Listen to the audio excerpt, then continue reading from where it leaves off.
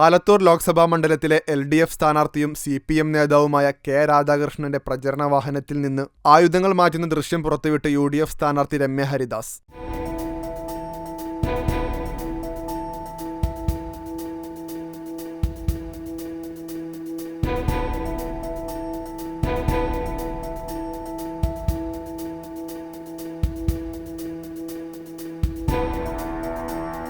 സംഭവം വിവാദമായതോടെ വിഷയത്തിൽ പോലീസ് ഇടപെട്ടിട്ടുണ്ട്. ദൃശ്യങ്ങളിലുള്ളവരോട് സ്റ്റേഷനിലെത്താൻ ചേലക്കര പോലീസ് ആവശ്യപ്പെട്ടു. അതേസമയം കാറിൽ നിന്ന് മാറ്റിയത് പണിയായുധങ്ങളാണ് എന്നാണ് ദൃശ്യങ്ങളിലുള്ളവർ പറയുന്നത്. വീഡിയോയിലുള്ളത് താൻ തന്നെയാണെന്ന് ഇടതു പ്രവർത്തകൻ സുരേന്ദ്രൻ സ്ഥിരീകരിച്ചു. ഫ്ലക്സ് വെക്കാൻ പോയ മറ്റു ചില പ്രവർത്തകരുടെ ആയുധങ്ങളാണ് വണ്ടിയിലുണ്ടായിരുന്നത്. കൊട്ടിക്കലാശത്തിന് പോകാൻ വണ്ടിയിൽ കയറിയപ്പോഴാണ് ഇത് കണ്ടത്. വഴിയിൽ പരിശോധന ഉണ്ടാകുമ്പോൾ പ്രശ്നമാകേണ്ട എന്ന് കരുതി ആയുധങ്ങൾ മാറ്റിവെച്ചതാണെന്നും സുരേന്ദ്രൻ പറഞ്ഞു.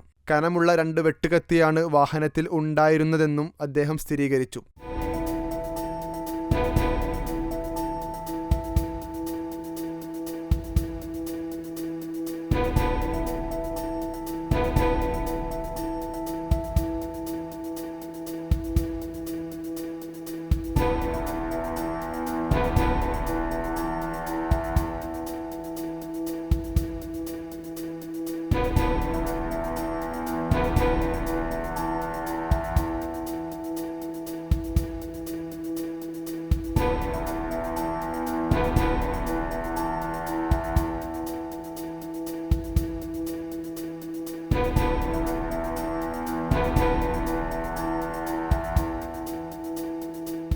ആരോപണം നിഷേധിച്ച് ഇടതു സ്ഥാനാർത്ഥി കെ രാധാകൃഷ്ണനും രംഗത്തെത്തി. പ്രചരണ വാഹനത്തിൽ ആയുധം കൊണ്ടു നടക്കുന്ന പരിപാടി തങ്ങൾക്കില്ലെന്ന് അദ്ദേഹം പറഞ്ഞു.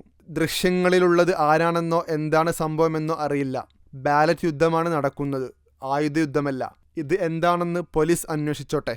എതിരാളികൾക്ക് മറ്റൊന്നും പറയാനില്ലാത്തത് കൊണ്ടാണ് ഇതുമായി വന്നത്. പാർട്ടി പരിശോധിക്കേണ്ടതുണ്ടെങ്കിൽ പരിശോധിക്കുമെന്നും അദ്ദേഹം പറഞ്ഞു.